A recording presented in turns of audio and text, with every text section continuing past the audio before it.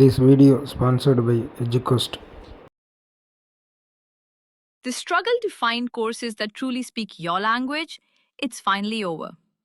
Welcome to EduQuest, where learning is made just for you. At EduQuest, we bring you a wide range of online courses, from career building programs to skill boosting masterclasses, all in your regional language. Because we believe language should never be a barrier to success.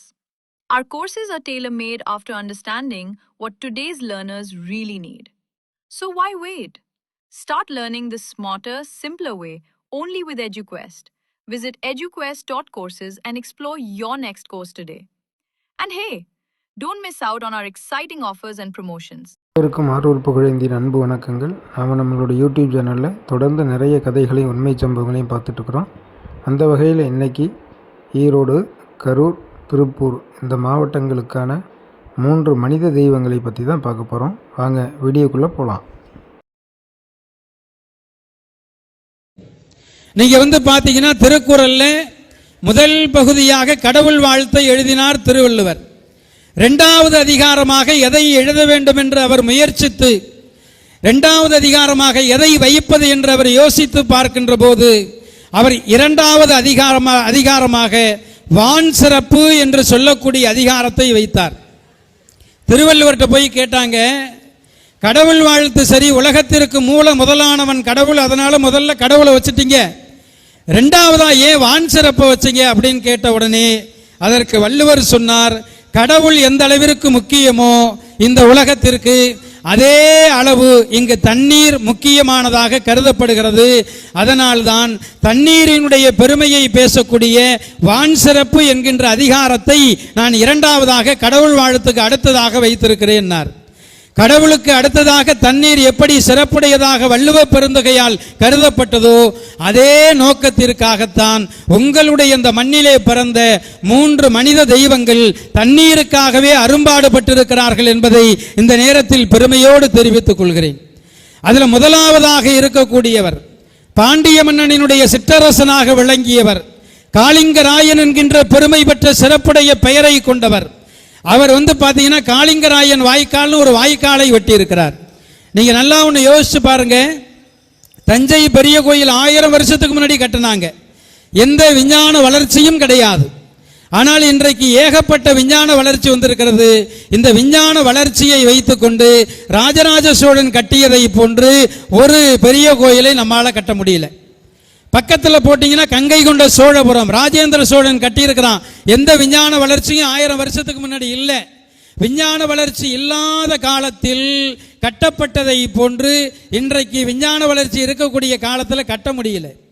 காளிங்கராயனுடைய வாய்க்கால் வரலாறும் அப்படிதான். காளிங்கராயன் வாய்க்காலை வெட்டுகின்ற போது அதற்கு செலவழித்த தொகை ஊரில் போய் வசூல் பண்ணலைங்க. தன்னுடைய உற்றார் உறவினர்கள்ட்ட கேட்கல. அவர் என்ன பண்ணார்னா, காளிங்கராயனுடைய தாயார் அவருடைய வீடுகளில் பசுமாடுகள் இருந்தது, அந்த பால் கறந்து அதை விற்பனை செய்து செல்வத்தை சேர்த்து வைத்திருந்தார். நெய் விற்பனை செய்து செல்வத்தை சேர்த்து வைத்திருந்தார். வெண்ணெய் விற்பனை செய்து செல்வத்தை சேர்த்து வைத்திருந்தார். தன்னுடைய தாயினுடைய அவர் சேர்த்து வைத்த செல்வத்தை மையமாக வைத்து அந்த பணத்தை மட்டும்தான் வச்சு என்ன பண்ணார்னா காளிங்கராயன் வாய்க்காலை வெட்டினார். நீங்க கவனிச்சு பார்த்தீங்கன்னா பவானி ஆறு காவிரியோடு கடந்த பிறகு பள்ளத்தை நோக்கி தான் ஒடியாரும். பொதுவாகவே ஆற்றினுடைய சிறப்பு என்ன அப்படின்னா மேட்டிலிருந்து பள்ளத்தை நோக்கி வரும். ஆனால் உலகத்திலேயே ஒரே ஒரு வாய்க்கால் மட்டும்தான் பள்ளத்தில் இருந்து தண்ணீரை மேட்டுக்கு கொண்டு வருகிறது. அந்த சிறப்புடைய வாய்க்கால் இந்த உலகத்திலேயே காளிங்கராயன் அவர்களால் வெட்டப்பட்ட வாய்க்கால் மட்டும்தான் பள்ளத்தில் இருந்து தண்ணி மேடு நோக்கி வருகிறது. 1000 வருஷத்துக்கு முன்னாடி வெட்டியிருக்கிறார். விஞ்ஞான வளர்ச்சி கிடையாது. எப்படி சார் வெட்டினாரு அப்படின்னு பார்த்தீங்கன்னா, காளிங்கராயனுடைய வாய்க்காலை பாருங்க, பாம்பு போவதை போன்று வளைந்து வளைந்து வளைந்து வளைந்து வரும். ஏன் வளைந்து வளைந்து வெட்டினாரு? வளைந்து வளைந்து வெட்டினா தூரம் அதிகமாகும், கூலி அதிகமாகும். ஆனாலும் அவர் அந்த முறையை தான் பின்பற்றி இருக்கிறார். என்ன காரணம் என்றால், வாய்க்காலை நேராக வெட்டுவோமே ஆனால் பள்ளத்தில் இருந்து தண்ணீர் மேடு நோக்கி ஏறாது. வளைந்து வளைந்து வெட்டினோம்னா இந்த தண்ணி நேராக போய் அந்த வளைவில் ஒரு மோதி தண்ணீரில் ஒரு வேகம் ஏற்படும். அது இன்னும் கொஞ்சம் மேட்டுக்கு தண்ணியை கொண்டு வரும். அடுத்த வளைவில் போய் மோதுகின்ற போது இன்னும் தண்ணீருக்கு வேகம் கூடும். இப்படி வளைந்து வளைந்து வாய்க்காலை வெட்டினால் ஒரு பனை மரம் அளவு உயரத்திற்கு தண்ணீரை கொண்டு போகலாம் என்கின்ற அறிவு 1000 வருடத்திற்கு முன்பு இருந்த காளிங்கராயனுக்கு இருந்தது.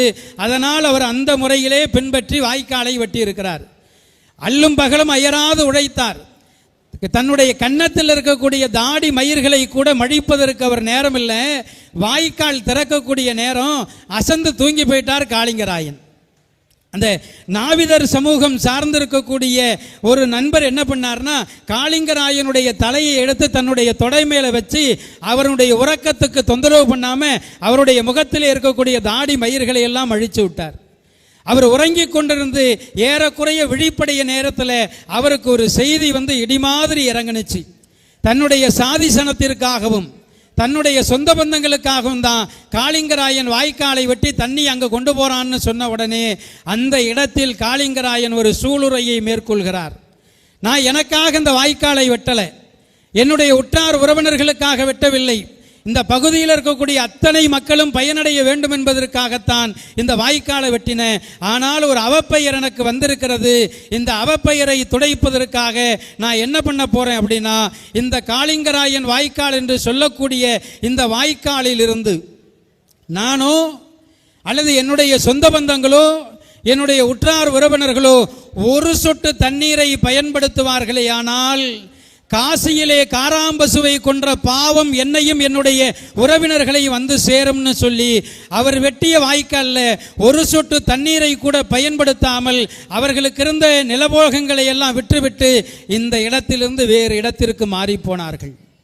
இன்றைக்கு சுயநலத்தோடு இருக்கக்கூடிய பல மனிதர்களுக்கு மத்தியில் அவர் வெட்டிய வாய்க்காலில் ஒரு சொட்டு தண்ணீரை கூட பயன்படுத்தாமல் இன்றைக்கும் இந்த மக்கள் பயன்படுத்தி கொண்டிருக்கிறார்கள் என்றால் அது காளிங்கராயனுடைய அல்லும் பகலும் அயராத உழைப்பிற்கு ஒரு மிகப்பெரிய சாட்சியாக 1000 ஆண்டுகளாக இந்த பகுதியிலே பாய்ந்து இன்றைக்கு விளைச்சல் தரக்கூடிய ஒரு வற்றாத ஜீவநதியாக விளங்கக்கூடிய இந்த காளிங்கராயனுடைய வாய்க்காலுக்கு பிறகு இப்போது ஒரு சரித்திரம் இருக்கிறது.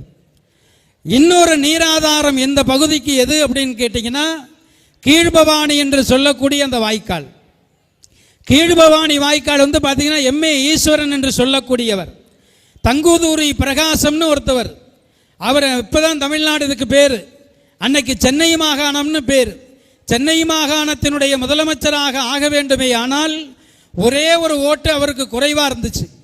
அதனால் அவர் என்ன பண்ணுறார் அப்படின்னா, தங்குதூரி பிரகாசம் இந்த ஒரு ஓட்டை யாருக்கிட்ட கேட்கறதுன்னு பார்த்துக்கிட்டு ஈரோட்டில் இருக்கக்கூடிய எம்ஏ ஈஸ்வரன் ஐயா அவர்கள்ட்ட வர்றாங்க. அவர் உடனே சொல்றார், உங்களுக்கு வாக்களிப்பதில் எங்களுக்கு எந்த பிரச்சனையும் இல்லை, ஆனால் நான் ஒருவேளை உங்களுக்கு வாக்களிப்பேனே ஆனால் எனக்கு நீங்கள் ஒரு செயல் செய்யணும். என்ன செயல் என்றால், இந்த கீழ்பவானி என்று சொல்லக்கூடிய அந்த வாய்க்காலை எங்களுக்கு வெட்டி கொடுங்க அப்படின்னு கேட்டார். உடனே பிரகாசம் சரின்னு சொன்னார். அடுத்து ஒரு கேள்வியும் கேட்டார், இந்த வாய்க்காலை வெட்டுவதனால உங்களுக்கு என்ன சார் லாபம் அப்படின்னு கேட்டார். எனக்கு என்ன லாபம் அப்படின்னா, 2,07,000 ஏக்கர் விவசாய நிலங்கள் பாசனம் பெறும்னு சொன்ன உடனே அந்த பிரகாசம் ஒரு உத்தரவாதத்தை கொடுக்கிறார், நீங்கள் எனக்கு ஓட்டு போடுங்க, நான் உங்களுக்கு இந்த வாய்க்காலை வெட்டித்தரேன்னு சொன்னார். பிரகாசம் அவர்களுடைய உத்தரவாதத்தினுடைய அடிப்படையில் தங்குதூரி பிரகாசத்திற்கு எம்ஏ ஈஸ்வரன் ஐயா அவர்கள் வாக்களிக்கிறார். அவர் வெற்றி பெற்ற முதலமைச்சர் ஆன பிறகு அவர் கொடுத்த வாக்குறுதியை மறந்துட்டார். ஒரு முறை 2 முறை அல்ல, தொடர்ந்து போய் பிரகாசம் அவர்களிடம் ஈஸ்வரன் ஐயா வலியுறுத்தி கொண்டே இருக்கிறார். எங்கள் மக்களினுடைய வாழ்வாதாரத்தை பாதுகாக்க வேண்டுமேயானால் இந்த கீழ்பவானி வாய்க்காலை வெட்டணும்னு சொல்லி அவர் அதற்கு செவி கொடுப்பதாக தெரியவில்லை.